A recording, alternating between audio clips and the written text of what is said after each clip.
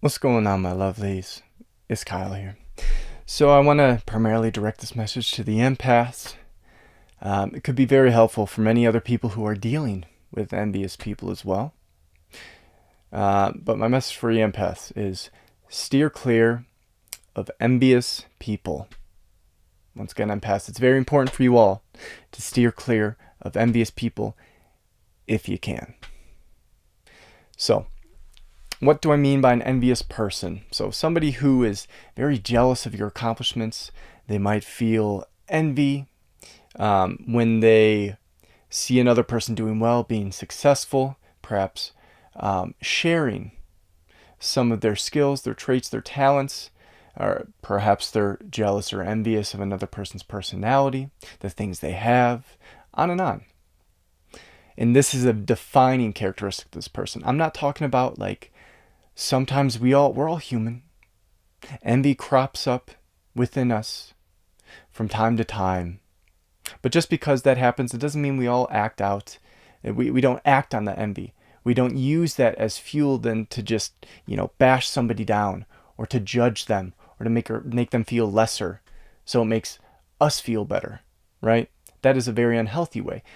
If you have a healthier stance with how to deal with envy when it crops up with you, you can use that envy as an indicator of what you would like to work on, of what you see as inspiring in other people. Because you have that jealousy, you're like, I kind of want that too. Use that as inspiration. Turn that envy into inspiration. That is a much healthier way so you can have that. But we're going to focus on the unhealthy people, the unhealthy aspects of envy. Might be good to check in with yourself if you need to be a little bit more healthier with envy as well. But anyways, so envious people, they're going to have a tendency whenever they see something that they like in another person that they're envious of, that they're jealous of, they're going to want to chop that person down. They're going to judge that person. They're going to be critical. They're going to try to be negative.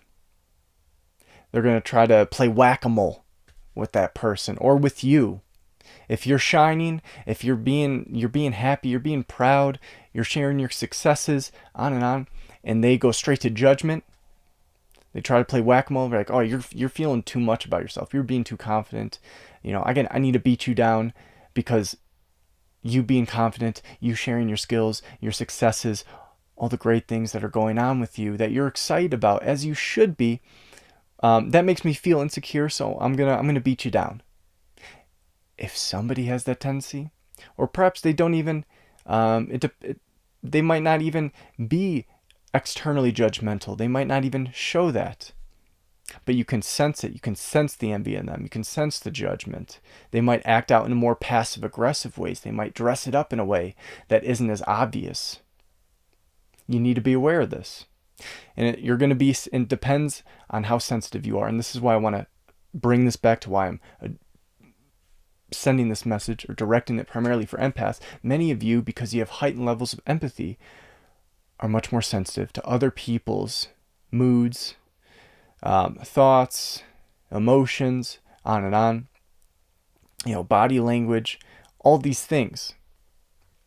So when you're around somebody who's deeply envious and chronically envious, even if they're not outright aggressive or outright judgmental to your face or passive aggressive, being around somebody who is consistently and chronically envious, you're going to feed off that in many cases. It might not be fully conscious, it might be more subconscious or unconscious, but you're going to more likely filter what you share with that person. You're not going to want to share your successes. You're not going to want to say, yo, I'm excited. Like, I've been working really hard on this and like I'm finally seeing results.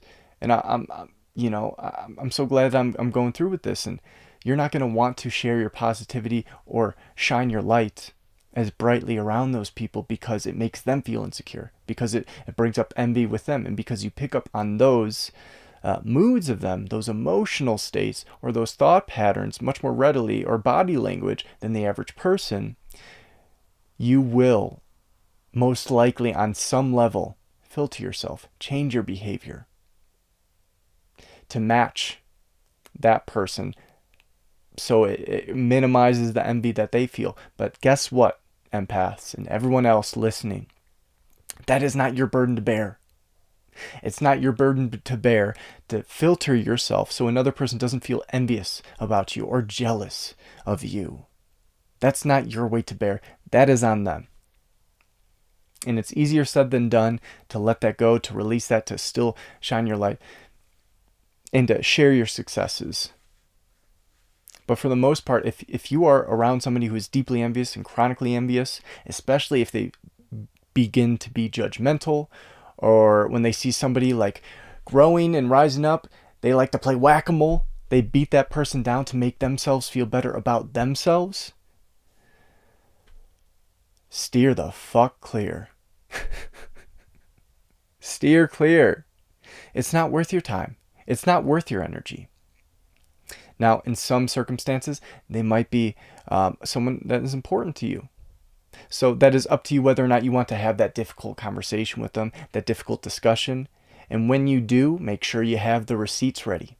Make sure you have the proof ready to go and very concrete examples if you want to go down that route. But if this person is chronically envious and jealous and lashes out when they are entering that mood, it's most likely going to be a difficult conversation, and it is most likely going to take them a long time to change their behavior and to change those patterns, because all that change takes a long time. So in many cases, if you can, try to steer clear. If you can, try to cut them out. If you can't do that, try to distance yourself so they're not as significant in your life. Maybe they can just be an acquaintance that you see every now and then. Maybe you see them in a group setting. If they're a coworker, try not to pair up with them if you can. Try to keep your distance. If you can't have distance physically from them, try to have that emotional, intellectual distance from them. The energetic distance. Right? But ultimately, if you're spending a lot of time around somebody who is deeply and chronically envious, they're going to drain you. And especially if you find yourself changing your behavior around them,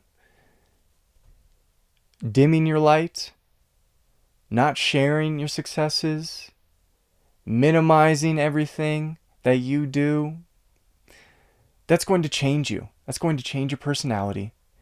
And that's not healthy. It's not healthy to be around these people for long periods of time. Sometimes we need to be around them, whatever the situation is. But if you can, empaths, steer clear of envious people, because it's not worth your time. It's not worth your energy. It will impact you much greater than the average person who is able to like shrug that stuff off more, who doesn't pick up on other people's moods as readily and easily. It's going to impact you more. And it is, at the end of the day, it's not healthy being around somebody who is chronically envious of others. Right?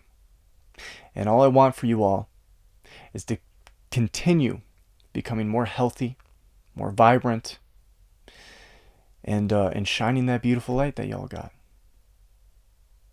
Anyways, I'm going to end it here. Hope y'all are having a lovely day wherever you're at in the world. And until next time.